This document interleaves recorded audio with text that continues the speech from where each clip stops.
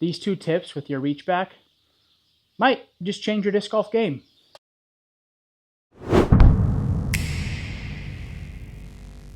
Hey, thank you guys so much for tuning in. Today, we are going to be talking about backhand form. Make sure you go to squatchdiscgolf.com, infinitedisc.com. I have signature discs over there, signature bags at Squatch. I appreciate you guys. I'm supporting you. You support me. It's all a happy family. Let's get right into it. Hello, y'all. Welcome back to the channel. Welcome back to the most beautiful home studio you've ever seen. Everything's top of the line. The TV's brand new. We're not in the corner of the garage at all. So anyways, welcome to the beautiful place. Today I'm going to be talking about reach back and then drills to practice the reach back. So we have a question here from C. Senger123. Reach back timing with the start of the pull through. So I feel like I've talked about this a decent amount, and I feel like there's kind of one common answer, or one answer that typically seems to make sense, and that is it is being at the back of your reach back, kind of as this front foot is hitting the ground. So what that does is that's going to put you in a position to where, because if I put my foot down and I'm not back, then I have to go and then go forward. And if I'm back here like this too early, then I'm going to probably end up being leaned back. So I spoke about this a lot, and obviously a lot of my recent videos have been form because I'm still not approved to throw with my back. So if you can't throw, tough to make disc golf videos. But I could try to teach you guys some stuff because I kind of know what I'm doing. So when we're in the reach back, the most important part about the reach back and trying to throw the disc consistently, this isn't distance, this is consistency, is being in a position that you can do every single time, which would create a lot of consistency. And that's going to be provided by getting that final step timing, front foot down as you're in this position here.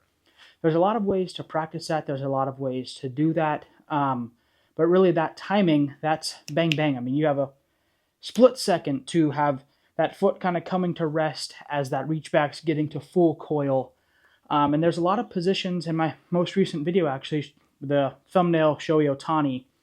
I'm talking about in the baseball swing, how you kind of coil, drift, and plant that foot at the same time, right? You don't coil and then put your foot, and you don't put your foot and then coil. It's kind of getting on this back leg, very similar to disc golf. This would be a left-handed disc golf throw, is here, coil, bam. So you're able to kind of get that energy back and then get that energy forward. And with what I'm talking about, you're doing the same thing, right? We're going here, getting the energy back, getting the energy forward. And so what does the reach back look like? So question number 2 is from another crazy name. Drills for reach back / out. See so many, myself included, reaching up and early. Swoop. The easiest way I can explain this to you is if you could see this diagram here. It's a straight line along your throw line. And then there's a line that goes like this here. So I could show you maybe. Kind of looks like this, right? This would be your target line. This would be your reach back line. So if I go here and put this back, and this is just a rough angle, right? I'm obviously not calculating this. You do not want your reach back going inside of this exterior line, right? Because if you do that, you start to become what people would call, here is ideal, this is rounding. So if you're inside of that line, which from this angle would be here, going this way, if you're on this line, that's a very good reach back position. If you are inside of that line, you start to round, which would mean my target is this way based upon my feet. I'm going towards this black license plate here.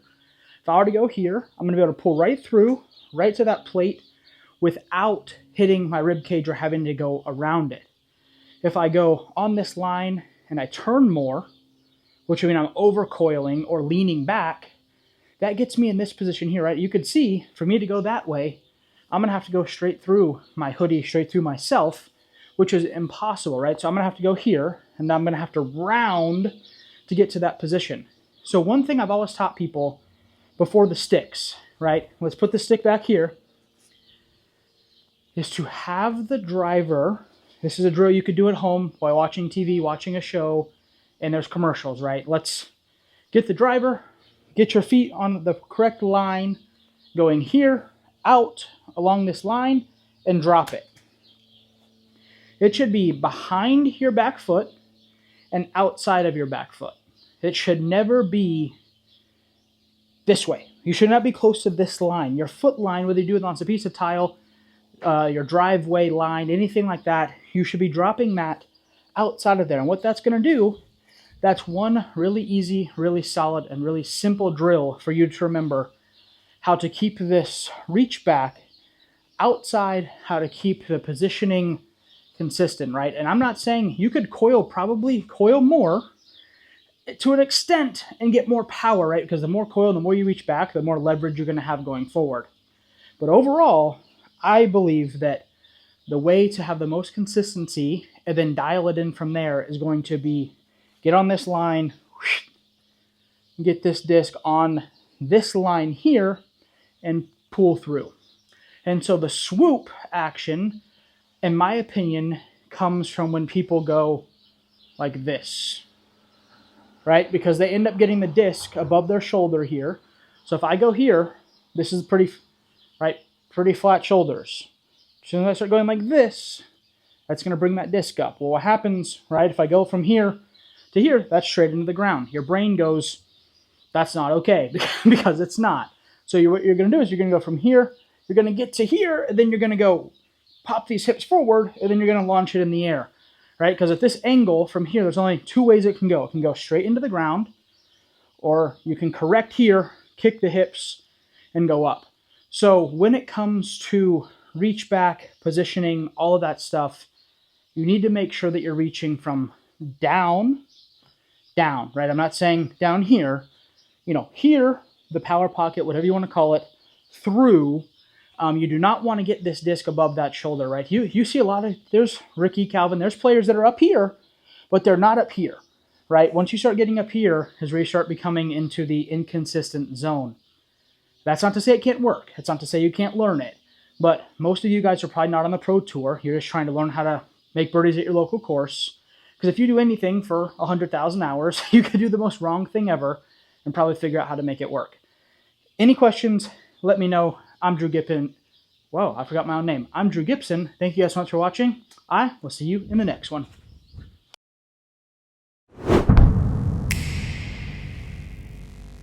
When the batter gets fooled, right, they're like this. That would be not using the back leg, straight back leg. What happens when you see most of these guys hit a home run? They're in this position. And some of those guys, Barry Bonds, other guys, they're on this back leg. They're hitting it like this. And obviously in disc golf, it's a little different.